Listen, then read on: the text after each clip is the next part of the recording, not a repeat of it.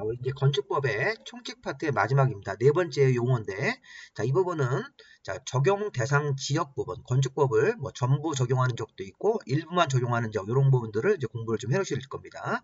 또 우리 건축물을 건축하다 보면 어떤 특정한 건물들은 이런 완화 요청 대상이 됩니다. 건축법을 그대로 적용하지 않고 완화 요청할 수 있는 건물 이런 부분들을 좀 보실 거고 건축위원회 이런 부분들을 보실 겁니다. 자, 먼저 이 공부 순서는 자, 우리 건축법을 전부 적용하는 지역 이런 식으로 해서 자, 건축법은 전부 적용하는 지역이 있고 건축법의 일부 조항은 빼고 나머지만 적용하는 지역이 있습니다. 굉장히 특이하죠. 자, 그다음 이제 건축법의 완화 요청. 자, 우리 건축법의 완화 요청은 일부 건물, 예를 들어 수면 위에 짓는 건물 뭐 이런 것들은 건축법의 적용을 일부를 완화 요청을 할 수 있습니다. 건축주 같은 사람들이. 그 다음에 이제 건축위원회, 건축분쟁전문위원회, 건축민원전문위원회 이런 부분들을 공부를 하겠습니다. 자, 일단 여기 1번을 좀 잘 보셔야 됩니다. 시험 문제에 또 여러 번 나왔던 건데 자, 건축법의 전면적 적용지역, 건축법은 113조가 있는데 이걸 전부 적용하는 지역이 있습니다. 자, 다음 어느 하나의 지역은 건축법의 규정을 전부 적용한다. 자, 어디입니까? 국토계획법상 용도지역 중 도시지역입니다. 자, 그리고 두 번째 비도시지역이라도 지구단위계획구역으로 정해서 행정청이 특별히 관리하는 장소입니다. 이게 바로. 그럼 도시지역에서는 자, 도시지역이면 자, 건축법을 무조건 전부 적용하는 게 원칙이고요. 자, 비도시지역, 관리지역, 농림지역, 자연환경보전지역이라도 지구단위계획구역 같은 것들이 국토계획법에 따라서 지정이 되면 여기는 특별히 관리하는 지역이기 때문에 여기도 전부 적용지역으로 분류합니다. 1번, 2번이 아니더라도 행정구역상 읍이나 동으로 되어 있을 때 자, 이게 섬일 때는 인구 500명 이상의 조건을 맞춰야 됩니다. 자, 1번이나 2번이 아니더라도 행정구역상 읍이나 동이면 여기도 건축법을 전부 적용합니다. 자, 그림으로 한번 보시죠. 자, 우리나라 토지는 국토계획법에 따라서 여기 보시면 도시지역이라는 데가 있고 자, 이쪽 지역은 여기는 관리지역이라고 먼저 이렇게 구별을 해보세요. 여기가 관리지역입니다. 농림지역도 있고 나머지 자연환경 보존지역도 있네요. 그럼 도시지역에서 건축물을 예를 들어서 신축 같은 거 할 때는 건축법의 1조부터 113조까지를 모두 적용하는 것입니다. 그래서 필요할 때 그 조항을 적용해서 해석하는 것입니다. 도시지역에서 건물 지을 때는. 자, 그런데 여기 지금 비도시역인 관리지역 같은 땅 농림지역이나 자연환경보전지역이라도 아까 제가 지구단위계획구역이 들어가 있을 때는 그때는 여기도 전부 적용적으로 보는 것이죠. 그다음 행정구역상 읍이나 동이 있네요. 지구단위계획구역이 아닌 뭐 농림지역이나 자연환경보전지역 같은 비도시역이라도 행정구역상 읍이나 동으로 이렇게 표시된 이 파란색 영역에서는 건물 같은 걸 신축할 때 건축법을 전부를 적용하는 것입니다. 그럼 우리 보십시오. 도시지역 전체 비도시지역 중에서 지구단위계획구역 비도시역 중에서 행정구역상 읍이나 동일 때는 이 안에서는 건축법을 전부 적용하고 그럼 이 바깥의 지역에서는 이 바깥의 지역이 어떤 지역이냐면 이게 비도시 지역 중에서 면지역입니다. 면지역. 우리 행정구역상 읍면동이기 때문에 면이 남아 있습니다. 우리 면지역 같은 지역입니다. 농림지역의 면, 자연환경보전지역의 면지역, 관리지역의 면지역에서는 건축법의 6가지 규정은 적용하지 않고 나머지만 적용을 하는 것입니다. 굉장히 특이하죠. 여기 보시면 대도, 건건, 방, 분 이렇게 6가지 규정들을 적용하지 않습니다. 다시 한번 읽어보겠습니다. 자, 전면적 적용지역 외의지역입니다. 그럼 전면적 적용지역이 도시지역이니까 도시지역 아니어야 되고 행정구역상 여기 면지역이 됩니다. 그래서 비도시지역의 면이고 동시에 지구단위계획구역이 아닌 그런 조건이 모두 맞아야 됩니다. 도시지역이 아닌 도시적 외의지역으로 가야 되고 행정구역상 읍이나 동이 아닌 면지역이면서 지구단위계획구역이 지정되어 있지 않은 그런 한마디로 얘가 시골입니다. 시골. 비도시지역의 면이면 시골이기 때문에 시골지역에서는 다음 6가지 규정은 적용하지 않습니다. 6가지가 뭐냐면 대지와 도로와의 관계입니다. 자, 이거 아직 안 배웠으니까 몰라요. 우리 뒤에 가서 배워보시면 알 수 있을 겁니다. 자, 대지는 건축법상 도로에 뭐 2m 이상을 접해야 된다 이런 게 있고요. 자, 도로를 지정 폐지 변경할 때는 이해관계의 동의를 받아야 된다는 게 있습니다. 자, 건축선을 따로 이렇게 후퇴해서 정한다. 건축선에 따른 건축 제한은 건축선을 넘어가면 안 된다는 얘기입니다. 자, 방화지구안에서 건물 같은 거 지을 때는 건축물의 주요 구조물을 내화구조로 해야 됩니다. 자, 대지를 분할할 때는 너무 작은 면적으로 분할할 수 없습니다. 자, 이런 6가지 조항이 시골 면적에서는 적용할 필요가 없습니다. 시골에서는 건축선을 후퇴 지정하는 거, 시골은 방화지구라는 데가 없습니다. 그러니까 이런 것들은 적용할 필요가 없다고 생각하시면 되겠습니다. 이건 도심지, 뭐 도시지역 같은 데서는 적용을 하지만 비도시적 면에서는 6가지는 적용하지 않습니다. 자, 조금 어렵죠? 다시 한번 잘 보십시오. 도시지역으로 지정된 용도지역은 건축법을 전부 적용한다. 비도시역이라도 지구단위계획구역일 때는 전부 적용합니다. 자, 도시지역과 지구단위계획구역이 아니더라도 행정구역상 읍이나 동이면 건축법을 전부 적용하는 지역으로 분류합니다. 여기 세 개 중에 하나만 걸리면 전부 적용합니다. 자, 요런 땅, 자, 도시지역으로 지정된 토지, 지구단위계획구역으로 지정된 토지, 행정구역상 읍이나 동으로 지정되어 있는 토지에서 건물 건축 같은 거 할 때는 전부 적용합니다. 다만, 자, 이런 그 도시지역, 지구단위계획구역, 행정구역상 읍동이 아닌 나머지 지역 같은 경우는 이게 비도시지역의 면이라고 해석하시면 되겠습니다. 이런 데서는 다음 6가지 규정은 적용하지 않습니다. 자, 암기하실 때 대도, 건건, 방, 분 이렇게 암기할 건데 이거 암기해도 이 조항 자체를 모르시면 잘 기억이 안 되십니다. 자, 뒤에 조금 더 배워보시면 대지가 도로에 2m 이상을 접해야 된다.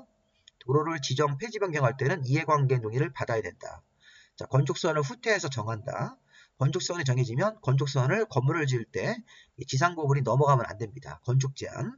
방화지구안에서는 건축물의 주요 구조물을 내화 구조로 써야 됩니다. 자, 대지를 분할할 때는 일정한 면적보다 작게 분할하면 안 됩니다. 너무 작은 면적으로. 이런 것들은 적용하지 않습니다. 비도시형 면에서는. 자, 다음 건축법의 완화 요청 대상. 자, 우리 건축법에서는 수면 위에 건축하는 건물, 뭐 31층 이상 건물 이런 것들에 대해서는 건축 관계자입니다. 자, 우리 건축 관계자는 건물주인 건축주뿐만 아니라 설계, 감리, 시공하는 사람들이 다 건축 관계자들인데, 자, 이런 건축 관계자가 다음은 하나의 건물에 대해서는 건축법의 일부 규정을 허가권자한테 완화를 요청할 수 있습니다. 대표적으로 이런 겁니다.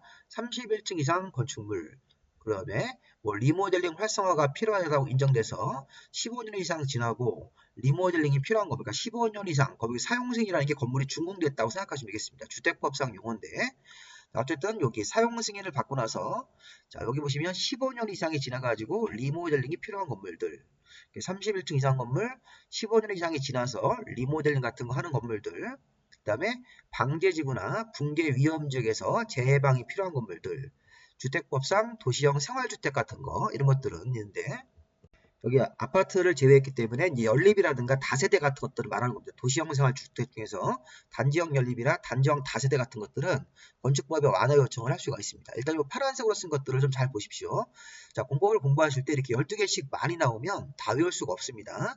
근데 이렇게 또 출제가 돼서 좀 어려움이 있는데 어떻게 보면 좀 당연한 건물들이 좀 있어요. 여기 보시면 뭐 수면에 짓는 건물들은 수면이라는 데 위에다가 이렇게 말뚝을 물속으로 박아서 지면에 닿아가지고 기초를 세운 다음에 건물을 짓는 경우도 있으니까 이런 경우는 건축법의 일부 규정을 당연히 완화 요청할 수가 있는 것입니다.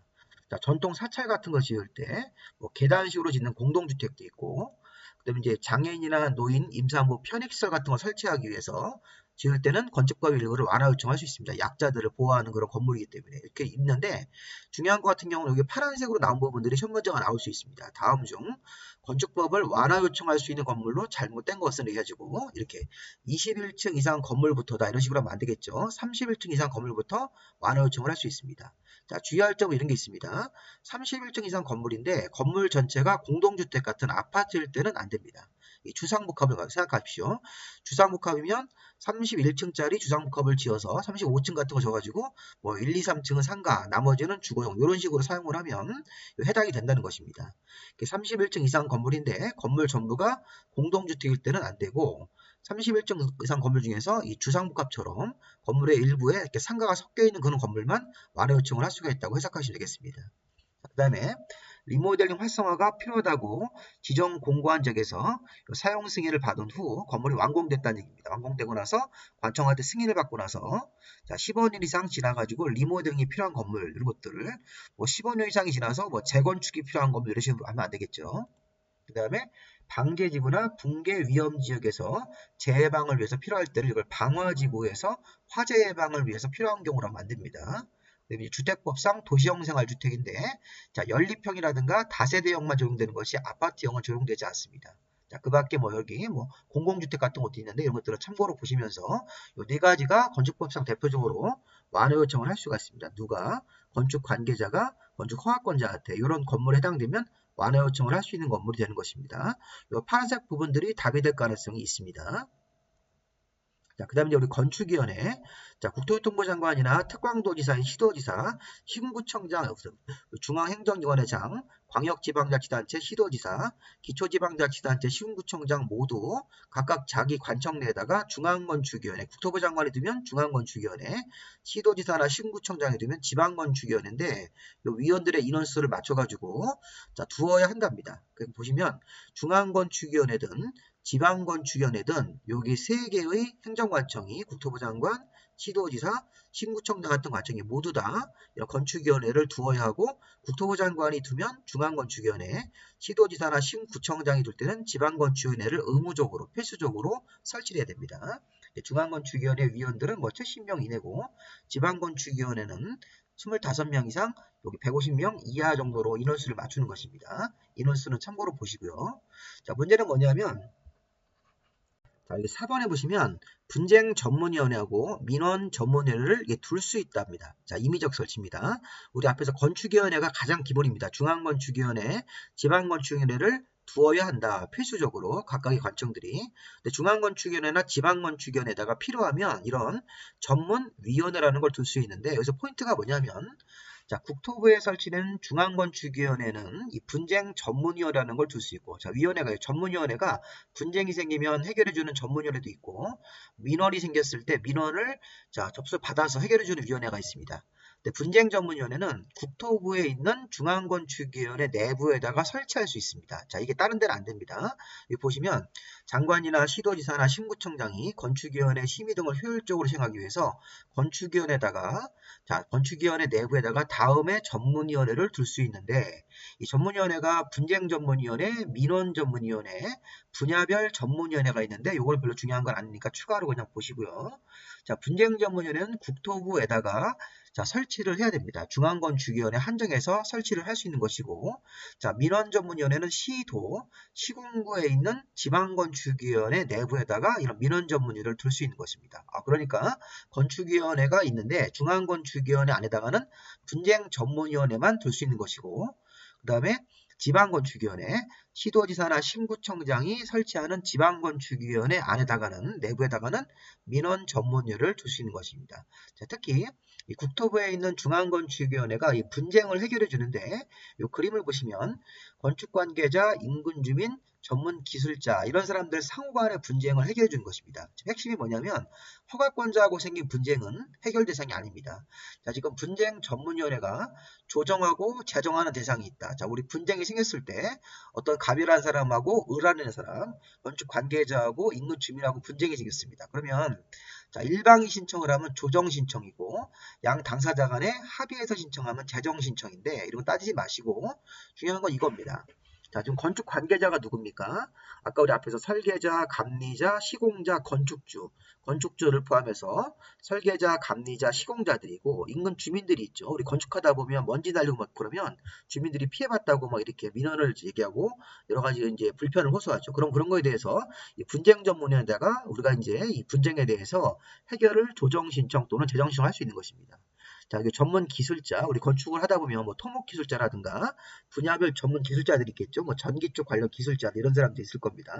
자, 그럼 중요한 건 뭐냐면 건축 관계자와 주민 간의 분쟁 이런 것들 이 분쟁 전문위원회가 해결해 줍니다. 건축 관계자와 주민 간의 분쟁. 그다음 보십시오. 자, 건축 여기 전문 기술자, 토목 기술자, 뭐 전기 기술자, 소방 기술자 이런 사람들하고 주민 간의 상호 간의 분쟁도 해결해 주는 거고, 자, 건축 관계자와 기술자 간의 분쟁도 해결해 주는 거죠. 이렇게 삼각형을 그려가지고 건축 관계자, 기술자, 인근 주민 간의 삼각관계에서 분쟁이 생기면 해결해 줍니다. 자, 주혈점은 이겁니다. 건축 허가권자하고 주민 간의 분쟁 이런 거. 건축 허가권자나 여기 건축 관계자랑 분쟁은 분쟁전문위원회 조정 제동 대상이 아니라는 것입니다. 자, 또 우리가 이런 것도 있어요. 이 건축 허가권자가 이제 위반 건물을 단속하기 위해서 지도원 같은 사람들을 정하는데 이 지도원하고 건축 관계자 분쟁도 해결 대상이 아니라는 겁니다. 건축 관계자, 주민, 기술자 상호 간의 분쟁만 해결해 주는 것입니다. 분쟁 전문위원회가. 추가로 여기 건축 관계자 상호 간의 분쟁이 생길 수도 있습니다. 경우에 따라서는. 그래서 건축 관계자인 설계자하고 건축주 간의 분쟁도 건축 관계자 안에서 분쟁이 생겼고 또 인근 주민 상호 간의 분쟁, 요 주민 상호 간의 분쟁, 기술자 상호 간의 분쟁도 분쟁전문위원회 삼각형 안에 들어있는 것인데 이 삼각형을 벗어나서 건축 관계자와 허가권자의 분쟁, 뭐 주민과 지도원 간의 분쟁 이런 것들은 분쟁전문위원회가 해결해주는 조정 대상 대상이라고 볼 수가 없습니다. 6가지만 분쟁전문위원회가 처리해주는 것입니다. 자, 그렇게 보시면 되겠고요. 자, 그 다음에 이제 우리가 국토부에 있는 분쟁전문위원회, 국토부 안에 중앙건축위원회를 필수적으로 두고 이 중앙건축위원 안에다가 이런 전문위원회를 둘 수 있는데 이게 바로 분쟁전문위원회입니다. 그다음에 시도나 시군구에 설치된 지방건축위원회에다가는 민원전문위를 둘 수 있는데 자, 민원전문위는 이렇게만 보시면 되겠습니다. 기본적으로 이렇게 민원전문위가 어디에 설치되는 것만 좀 보시면 되겠고 자세한 건 우리가 이제 2순환이나 3순환 때 다시 한번 보도록 하겠습니다. 자, 여기까지만 보시면 되겠고 이게 가장 중요합니다. 자, 여기까지 마무리하겠습니다. 여러분들 고생 많이 하셨고 자, 우리 다음 강의는 이제 건축 허가 쪽으로 넘어가서 본격적으로 이제 건축 허가가 무엇인지 우리 앞에서 건축이라는 용어 배웠죠. 건축은 신축, 중축, 개축, 재축 이전인데 그런 거 할 때는 허가를 받아야 된다. 대선도 건축 허가를 받아야 된다. 이런 것들을 설명을 드리겠습니다. 자, 여기까지 하겠습니다. 수고하셨습니다.